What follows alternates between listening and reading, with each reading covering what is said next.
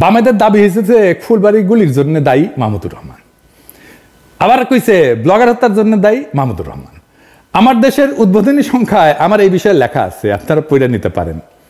এই যে এটা, আর এটা হইতেছে এই যে কল্লোল মুস্তফা, এটা হইতেছে আনু মোহাম্মদের লেসপেন্সার, তীব্র ইসলামোফোব।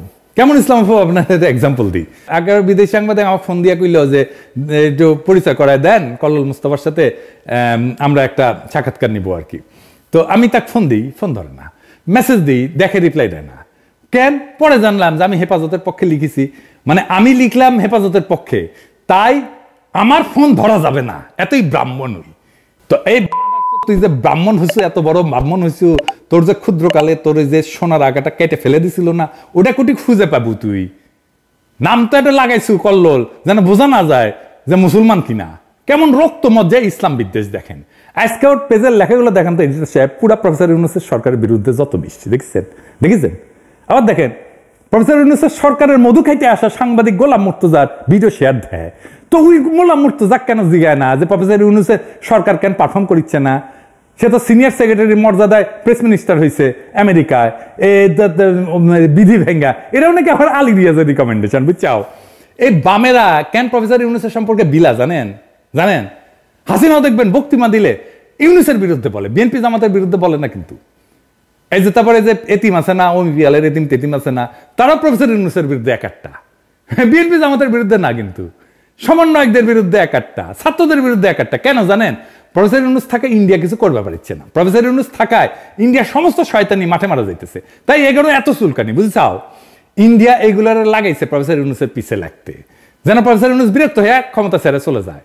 আমি নিজেই কইছিলাম যে আমি নিজে বিরোধী দলের ভূমিকা পালন করবো, কিন্তু যেই টাইমে দেখলাম আরে এই কেস তো খারাপ, ইন্ডিয়া তো প্রফেসর ইউনূসের পিছে লাগিয়েছে, সাথে সাথে একবারে ঠিক করলাম না, ইন্ডিয়ারে কোনো চান্স দেওয়া যাবে না, প্রফেসর ইউনূসের পাশে শক্তভাবে দাঁড়াইতে হবে, আর এইগুলারে সবসময় দাবরানের উপরে রাখতে হবে। আপনারা রাখবেন।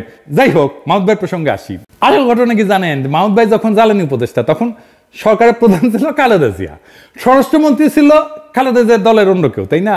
গুলি করছে তো তাইলে স্বরাষ্ট্রমন্ত্রী। মাহমুদুর রহমানের কেন দোষ? সবার দায় করার আর কারো দায় নাই, দায় শুধু মাহমুদুর রহমানের, বুঝেছেন? এইসব ঘটনাকে সরকারের সঙ্গে জনগণের সংঘাত হিসাবে দেখতে হবে। কিছু মানুষ নিহত হয়েছে, আমরা সেটা নিন্দা জানাই।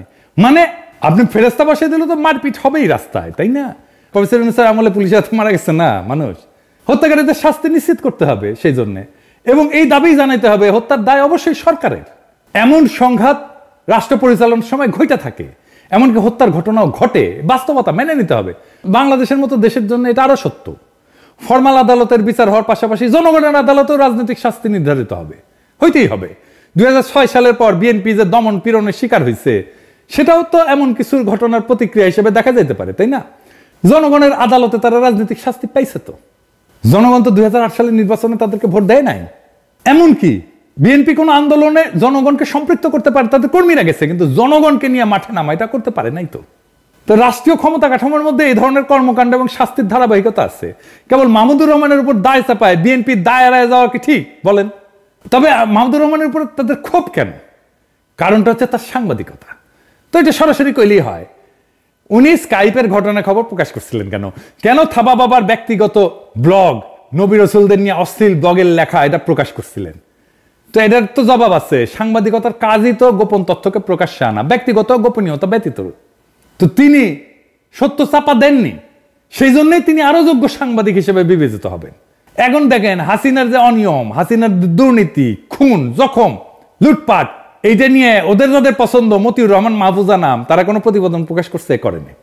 অথচ একমাত্র মাহমুদুর রহমান সেটা প্রকাশ করে যাচ্ছে আমার দেশ দিয়া। যদি সত্যি সত্যি ফ্যাসিবাদ প্রতিরোধে আন্তরিকতা থাকতো বামগুলার, তাইলে ওরা আমার দেশ পত্রিকার প্রশংসা করতো, মতিউর মাহফুজদের সমালোচনা করতো। সেটা কিন্তু করে না, আমার দেশের সমালোচনা করে। আর মতি মাহফুজ ওদের কাছে দেবতা। এই জন্যেই বাংলাদেশে এই সমস্ত সুশীল বাম হান্টিং শুরু করা উচিত। বাংলাদেশে ইন্ডিয়ান দালাল মুক্ত না করলে বাংলাদেশ মাথা তুলে দাঁড়াইতে পারবে না। আমাদের বিপ্লবের একটা লক্ষ্য হাসিনা হটাও, আমাদের বিপ্লবের আর একটা লক্ষ্য কিন্তু ভারতীয় দালাল মুক্ত বাংলাদেশ। তার আগে ভারতীয় দালাল চেনার কাজটা করতে হবে। আজকে তো কিছু দালাল চিনিলেন, তাই না?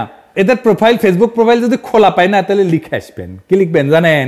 লিখবেন জয় বাংলা, জয় হিন্দ, লুঙ্গি সেরা ধুতি পিন। আর এইগুলারে আমার কাছে পেটে দিয়েন। ধুতি কেমনে পড়া লাগে সেটা শিখে দেবো, ফ্রি ফ্রি, ইনকিলাব জিন্দাবাদ।